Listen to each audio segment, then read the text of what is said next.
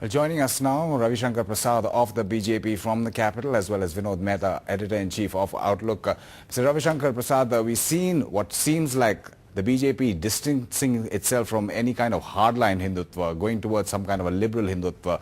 How do you rein in any kind of elements within the party that would have been responsible for Kandhmal, for Gujarat, and for incidents in Karnataka then?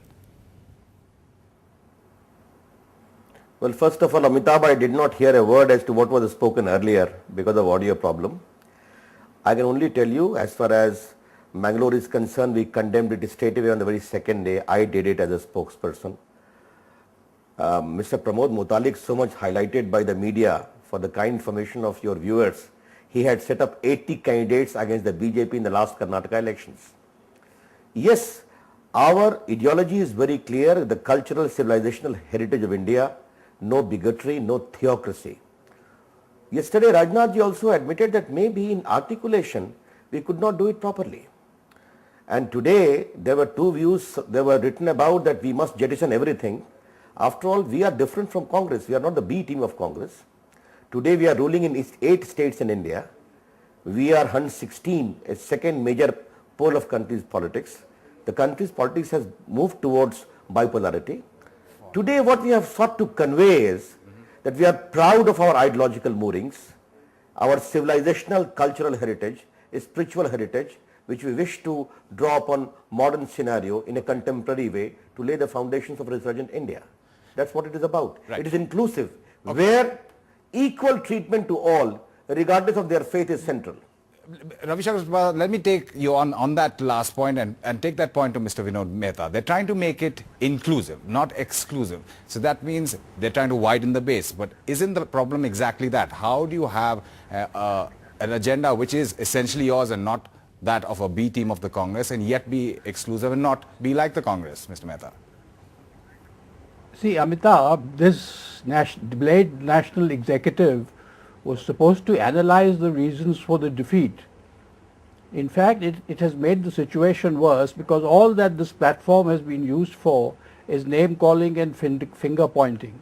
No analysis of the defeat has taken place, and I can understand why it's not taken place, because everybody is an accomplice in the murder of the BJP at the hustings. Everybody endorsed all the blunders that BJP, not just endorsed, enthusiastically supported the blunders. Now, I just want to ask one question. These big words like inclusive ideology, what do they mean? How do you communicate these to your cadre? Does beating up women who go to pubs soft Hindutva?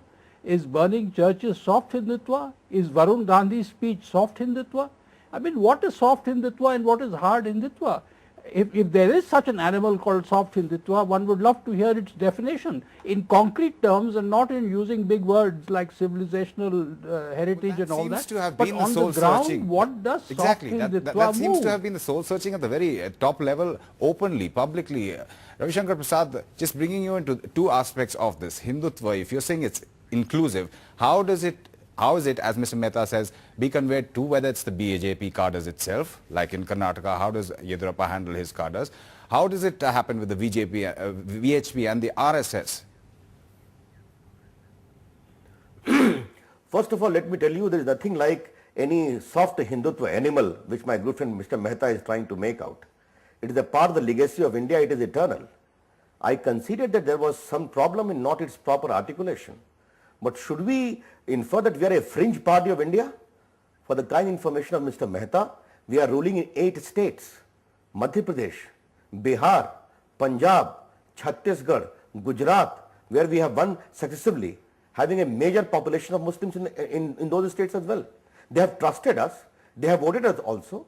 The point to note is, you must disabuse yourself, Amitabh, of one basic premise, that we are a fringe player in country's politics. Okay. And it is wholly wrong for in Mr. 8 states, that's conceded, Mr. Ravi Shankar Prasad. But tell me, do you have a leader after Mr. Advani who, like Mr. Vajpayee, could turn around and tell Narendra Modi that in fact he did not follow the Raj Dharma?